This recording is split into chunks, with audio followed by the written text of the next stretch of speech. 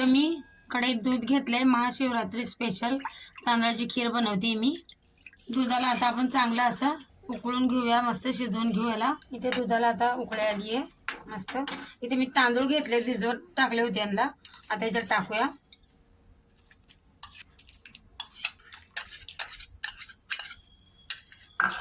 म्हणजे आपल्याला हे चांगलं आता शिजवून घ्यायचंय. याच्यामध्ये आता थोडंसं मला तूप टाकायचंय. थोडंसं तूप टाकते. तूप टाकल्याने का नाही खीर मस्त लागते. इथं बघा तांदूळ असे शिजवून घेतले आता मी खीरमध्ये. इथं आता याच्यात साखर टाकूया आपल्या आवडीप्रमाणे. साखर टाकून झालं का याच्यात आपल्याला आता ड्रायफ्रूट टाकून घ्यायचे. इथे मी ड्रायफ्रूट घेतलेत. आता हे टाकूया आणि आपण खीर आता हलकीशी शिजवून घेऊ. हे बघा झाली आता आपली खीर.